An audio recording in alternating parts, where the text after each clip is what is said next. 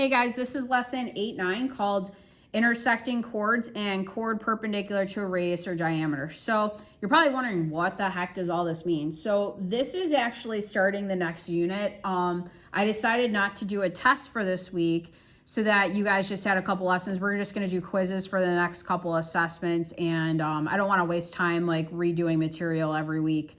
Just kind of do 1 week at a time kind of deal. So when we talk about circle theorems, what that means is we have all these circles and they have all these rules and definitions. So this might seem intimidating at first. It's actually extremely easy. Most people, this is like their favorite unit, is what I get every year. They're like, oh, this is so easy. I love this.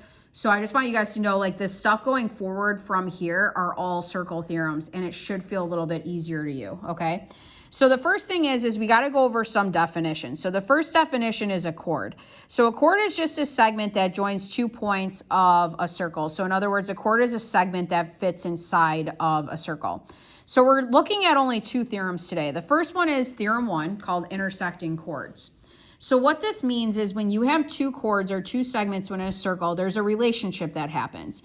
So this is what the relationship is. If you were to take the length of A and times it by the length of B within the same chord, so A times B, it will equal the length of C times D, okay? And this is better like just practicing right now, so let's try it. So if you guys look at example 1, if I want to figure this out, this is going to be what 6 times 4, so 6 times 4 will equal what 3 times x is, or 3x.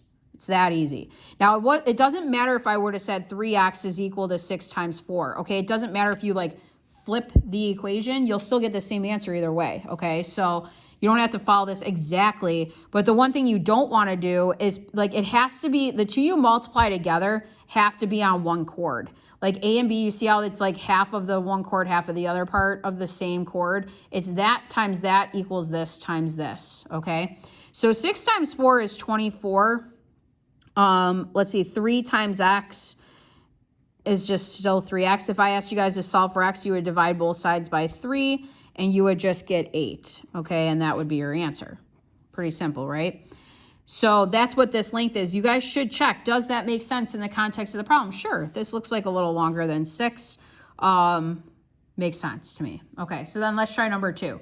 So same thing. I know that 12 times x, or 12x, will equal 8 times the couple x plus 2. If you guys have any kind of couple, you have to group it in parentheses. So now it's just a solving game. So if I asked you guys to solve this, you would distribute the 8. Okay, so I would still have 12x, but then I would have 8x plus 16. And then solving this, I would subtract 8x on both sides. And I would get 4x is equal to 16. Divide both sides by 4, and then x is 4. And that's all this question was asking for, was find x. Say I wanted what this other chord was, well, it would be 4 plus 2 or 6, okay? But that's not what it's saying. It wanted just x, so I just stopped there. Okay, so that's the first theorem. So the second theorem, so you're going to notice on the quiz, I only ask it, I think, twice. And it's just because these are meant to be short and easy. Like, you just need to know the rule. If we would have been in school, I probably would have had a test and you wouldn't have been able to look at all your notes for all of it. It would have been a lot harder because you would have had to memorize them all, but you guys are kind of at an advantage. So I just want to know that you guys know how to do these theorems, okay? Now this is the next one, the second one. So this is called diameter or radius that's perpendicular to a chord. So it says, in a circle, a radius is perpendicular to a chord that bisects a chord. So in other words, if they tell you that you have a radius, okay, drawn to a circle, like, you guys see how like OD is what you call a radius. A radius is this thing right here, okay? If this is a radius and say it's perpendicular to some chord in the circle, what ends up happening is it bisects that chord equally in half. So say this was 6, this ends up being 6. So it doesn't matter if it's a diameter that's being perpendicular to the chord or a radius. It'll still chop that chord in half evenly, okay? So if you guys look at example 3, it's not meant to be hard. I promise you, it's meant to be extremely easy. If this is perpendicular to this chord, x would be 5. Bam, you're done, okay? It would have to be equal to the same thing. So if you guys look at number 4, if I had this, where I have these two equations, and I see that this radius is drawn from the center to here perpendicularly, it cuts it in half evenly. So I would have x plus 6 equal to 2x minus 20. And they actually look equal too, which makes it a little bit easier. So then solving that, I would subtract x on both sides. 6 is equal to x minus 20, add 20. And I get x is equal to 26.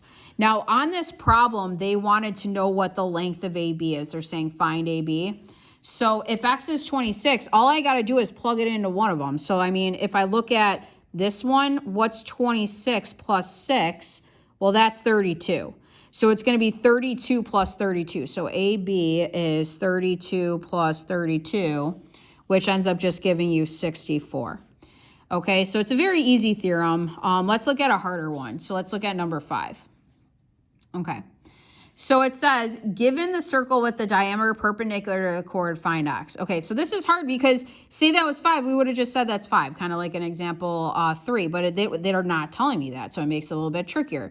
So this is actually a conversion. Like this is like you using the first theorem with this theorem. So we're going to use intersecting chords, the fact that this times this will equal this times this, along with the fact that we know that they are perpendicular. Okay, so if this is like perpendicular, these two pieces of the chord are equal. So if that's an x, that's an x. So I want you guys to think about this for a second. If this radius is 5, that means that this radius is 5. Agreed? Okay, so 5, 5. So if this is 5 and part of it is 2, that means that this part left over would then just be a 3. So this is 3 right there. So if I wanted to do the intersecting chords theorem, okay, this is really what I'm looking at. I'm going to try to not make it so ugly looking. I have an x and an x. This length right here for that part of the chord is 5 plus 3 or 8. This part is a 2. So if I do intersecting chords now, I would do x times x is equal to 8 times 2 or 2 times 8. So x squared would equal 16. And then to solve for x, I would square root both sides and I would get 4. Okay, so when it says find x, that would be my answer is 4. Now that one's kind of like a little bit harder because it puts both together. So this is my thing, guys. On the homework when you're doing it, if you come to a question that you cannot do, right, like you get stuck, odds are what you are missing is the fact that like you're missing something with the radius, like you're not seeing r. And you have to remember that the radius is equal. It doesn't matter whether I draw it this way, this way, this way. So another way that you could have actually approached number 5, I just want to show you another way that people think of this, because like this might help you on some of the homework practice problems. So say I had the exact same question. Okay, so here's this chord. And I knew this was 5, I knew this was 3, and I wanted x, right?